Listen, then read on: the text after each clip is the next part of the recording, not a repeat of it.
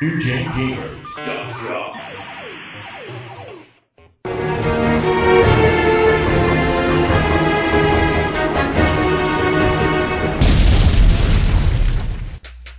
Yeah, at that point they were selling the 2600 for about $50. Now here's your score rankings. If you have 25 to 30 obstacles left, you're a spaz. If you have 20 to 24, you're a nerd. If you have 10 to 19, you're cool. If you have 1 to 9, you're radical. And if you have 0, you have totally awesome. So, apparently hit. Oh! This got hit by oncoming traffic. You gotta watch out for that. Okay, I can clear these. Apparently not.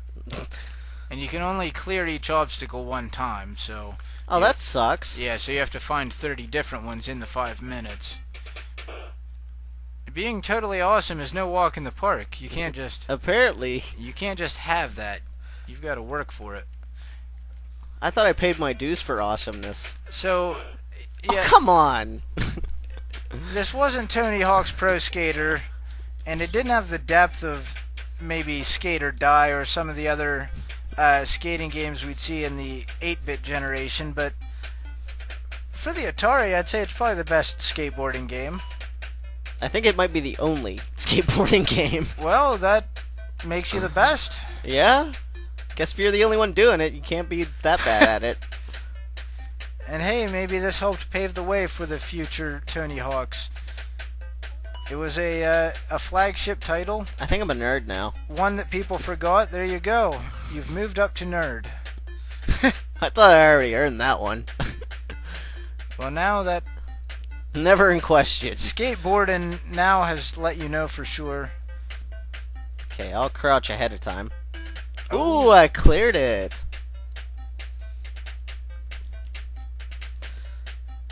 I am testing whether I can actually get run over by the truck here.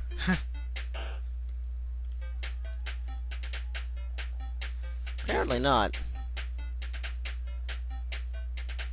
I'll go all the way to this side and turn around. Somebody's dead. Ooh, apparently you can go through them. Alright. They're magical trucks.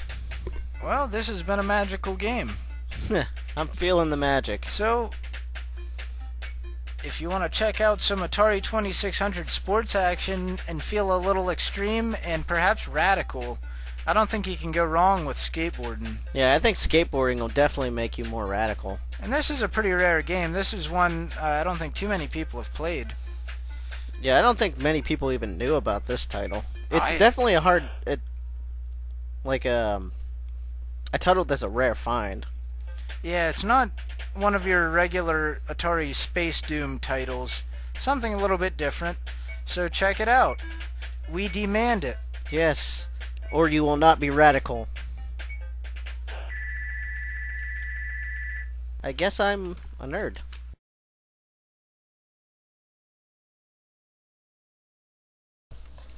Well, that was rad. Yeah, so now here's another 7800 game that was ready for the launch.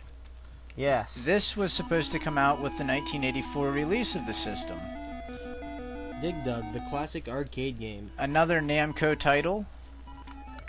And pretty close to the arcade. It looks... yeah, it's actually a pretty decent port. Yeah, a lot of these arcade ports are pretty good on the 7800, unlike a lot of the 2600 ports that just seem broken. And poorly done. Yeah, and we'll take a look at one of those playing here in a little bit. It's just... it's not very good, but, you know, with the 7800, these were pretty true arcade ports. Yeah, probably the closest you were going to get out until, at least for this generation. And that was another big selling point, because a lot of people wanted to bring home the games that they loved in the arcade, play them anytime they wanted. And with this system, you're getting better ports of those games. Yeah. So getting bigger bang for your buck. Yeah, you're getting more of the genuine experience that you knew from the arcade, or if you only played the home version, you were getting a good version. Now, what happened was when Tramuel came in to, he bought Atari, he decided he wanted to focus entirely on the computer line. He wanted to kill all existing video game lines. He thought that the video game industry had come and gone.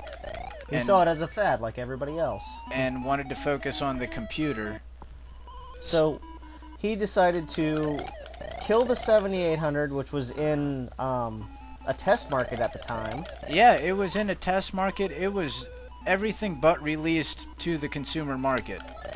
The games were ready, the system was ready, and they canned it. They killed the 2600, the 5200, and the 7800 before it was released.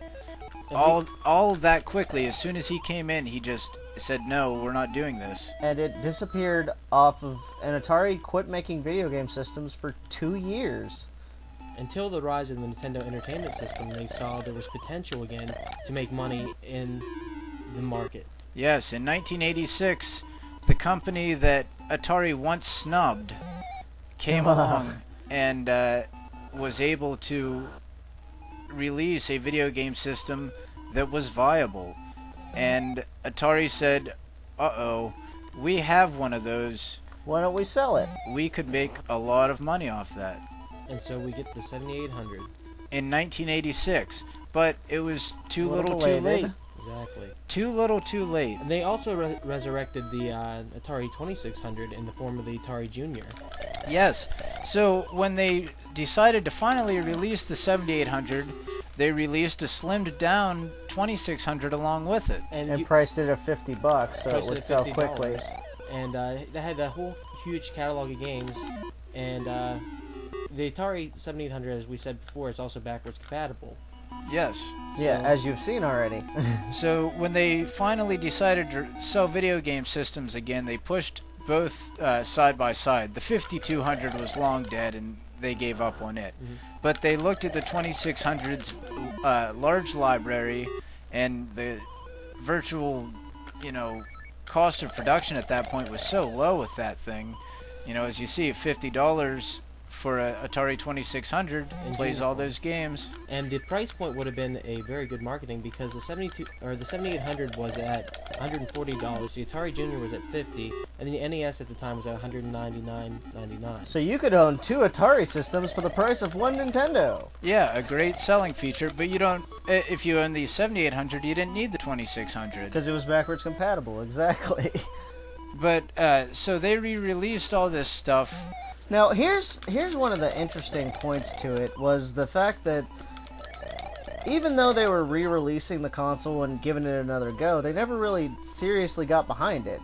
No. Because they just repackaged the stuff they were going to sell in 1984. Yeah, they didn't make too many new games for it. The second launch for it, the actual launch for it, had pretty much all the games from the original launch. Yeah, pretty much the same titles, and you look at this Dig Dug. This was made to be released in '84, and then looks great for 1984. Yeah, it looked for 1986. 1986. Well, we've seen what the Nintendo can do already. It was too late. That was after Legend of Zelda. Yeah, Dig Dug kind of pales in comparison there. Yeah, so it wasn't a smart move even to try the re-release, but they figured they had the system there, might as well try and make something off of it. And of course the Atari computer line never took off. No, that was never really successful for them. But we'll continue on here, and let's check out one of the games you could have played on your Atari Junior. Yes, we're going to take a look at Journey Escape.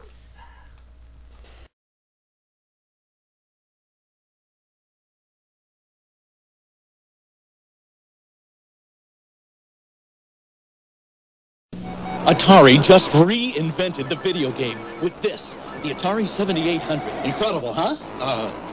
So powerful it plays like the best arcade game with real joysticks, right? So advanced to play super games, computer games no other video game system ever played. Just look at these. It even plays all Atari 2600 games. Great, huh? Hey, oh, the new Atari 7800. We reinvented the video. DJ Gamers.com.